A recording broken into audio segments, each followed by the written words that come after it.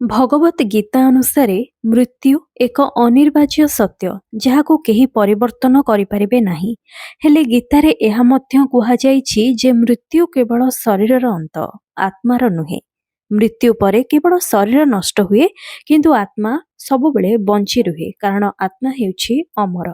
ପୃଥିବୀରେ ଜନ୍ମିତ ପ୍ରତ୍ୟେକ ପ୍ରାଣୀ ପାଇଁ ମୃତ୍ୟୁ ଅନିର୍ବାର୍ଯ୍ୟ, ପଶୁ ହେଉ କି ମଣିଷ। କିନ୍ତୁ ସମସ୍ତେ ସମାନ ଭାବରେ ମରନ୍ତି ନାହିଁ। ସମସ୍ତଙ୍କର ମରଣ କ୍ରିୟା ଅଲଗା ଅଲଗା ଭାବେ ହୋଇଥାଏ।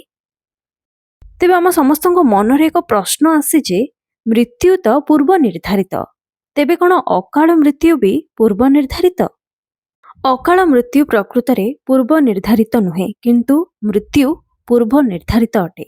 ଯେତେବେଳେ ଜଣେ ବ୍ୟକ୍ତି ପୂର୍ବ ଜନ୍ମ କିମ୍ବା ଏହି ଜନ୍ମରେ ଏକ ଗୁରୁତର ପାପ କରେ, ଦଣ୍ଡ ସ୍ୱରୂପ ତାଙ୍କର ଆୟୁଷ ହ୍ରାସ ପାଇଯାଏ ଏବଂ ସେ ଅକାଳ ମୃତ୍ୟୁବରଣ କରନ୍ତି। କୁହାଯାଏ କଳି ଯୁଗରେ ଲୋକମାନେ ଯେଉଁ ପାପ କର୍ମ କରନ୍ତି ତାଙ୍କୁ ଏହି କଳି ଯୁଗରେ ହିଁ ଭୋଗିବାକୁ ପଡ଼େ।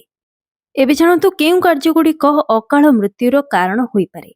ଜ୍ୟୋତିଷ ଶାସ୍ତ୍ରରେ ଅକାଳ ମୃତ୍ୟୁକୁ ପ୍ରାୟତଃ ପୂର୍ବ ଜନ୍ମର ଖରାପ କାର୍ଯ୍ୟ କିମ୍ବା ଅଶୁଭ ଗ୍ରହର ସ୍ଥିତି ସହିତ ଯୋଡ଼ାଯାଇଥାଏ। ଏହା ମଧ୍ୟ ବିଶ୍ୱାସ କରାଯାଏ ଯେ ପିତୃଦୋଷ କିମ୍ବା କାଳସର୍ପ ଦୋଷ ମଧ୍ୟ ଅକାଳ ମୃତ୍ୟୁର କାରଣ ହୋଇପାରେ।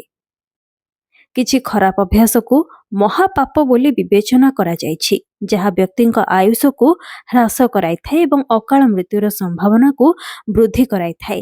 ସେହି ଅଭ୍ୟାସ ଗୁଡ଼ିକ ବିଷୟରେ ଏବେ ଆପଣ ଜାଣି ନିଅନ୍ତୁ। ଯଦି ଆପଣ ଏହିସବୁ ଅଭ୍ୟାସ ରଖିଛନ୍ତି ତାହେଲେ ଏହାଠାରୁ ଦୂରେଇ ଯାଆନ୍ତୁ, ନହେଲେ ଆପଣଙ୍କ ଜୀବନ ବି କେତେବେଳେ ଯାଇପାରେ।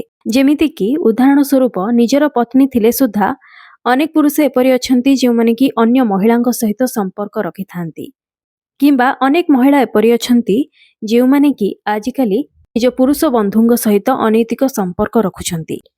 ଏହିଭଳି ଭୁଲ କାର୍ଯ୍ୟ ବା ପାପ କର୍ମ କଲେ ବ୍ୟକ୍ତିଙ୍କର ଅକାଳ ମୃତ୍ୟୁ ହୋଇଥାଏ। ଯଦିଓ ମୃତ୍ୟୁ ଅକାଳରେ ନ ଘଟେ, ତଥାପି ବ୍ୟକ୍ତି ଜୀବନ ସାରା ମୃତ୍ୟୁ ଭଳି ଯନ୍ତ୍ରଣା ଭୋଗ କରିଥାଏ। ସନ୍ଥ ଏବଂ ଋଷିମାନଙ୍କୁ ଅପମାନ କରିବା, ଗର୍ଭବତୀ ମହିଳାଙ୍କୁ ଅପମାନ କରିବା, ନାରୀଙ୍କୁ ଅପମାନ କରିବା, ଏହା ସହ ବୃଦ୍ଧ, ଗରିବ କିମ୍ବା ଅସହାୟଙ୍କୁ ଅପମାନ କରିବା ମଧ୍ୟ ଗୁରୁତର ଅପରାଧ ବର୍ଗରେ ଆସେ। ଏପରି ଲୋକଙ୍କୁ ଅକାଳ ମୃତ୍ୟୁର ଦଣ୍ଡ ଦିଆଯାଏ। ସ୍ୱୟଂ ଭଗବାନ ତାଙ୍କୁ ଏହି ଦଣ୍ଡ ଦେଇଥାନ୍ତି, ଆଉ ସେମାନେ ଏହି କର୍ମ କରିବା ପୂର୍ବରୁ ବୁଝିପାରନ୍ତି ନାହିଁ। ଶେଷରେ ତାଙ୍କ ଜୀବନ ଚାଲି ଯାଇଥାଏ। ତ ଏବେ ଆପଣ ଜାଣିସାରିଥିବେ ଯେ ଅକାଳ ମୃତ୍ୟୁ କାହିଁକି ହୁଏ, କେଉଁ କର୍ମ କଲେ ଅକାଳ ମୃତ୍ୟୁ ହୋଇଥାଏ। ନୂଆବର୍ଷର ଆରମ୍ଭରେ ଏହି ସବୁ କାର୍ଯ୍ୟ ପ୍ରତି ଆପଣ ବିଶେଷ ଧ୍ୟାନ ଦିଅନ୍ତୁ। ଯେଉଁମାନେ ବି ଏହି ସବୁ ଅଭ୍ୟାସରେ ରତ ଅଛନ୍ତି ସେମାନେ ଏହି ଅଭ୍ୟାସରୁ ନିଜକୁ ଦୂରେଇ ରଖନ୍ତୁ। ଧର୍ମ କାର୍ଯ୍ୟରେ ନିଜକୁ ନିୟୋଜିତ ରଖି ପାପ କର୍ମରୁ ନିଜକୁ ମୁକ୍ତ ରଖନ୍ତୁ। ଆମ ହିନ୍ଦୁ ଶାସ୍ତ୍ର ସହ ଜଡ଼ିତ ଆଜିର ଏହି ଭିଡ଼ିଓଟି ଯଦି ଆପଣଙ୍କୁ ଭଲ ଲାଗିଛି ତେବେ ଏହାକୁ ଲାଇକ୍ କରନ୍ତୁ, ଖୁବ୍ ମାତ୍ରାରେ ସେୟାର କରନ୍ତୁ।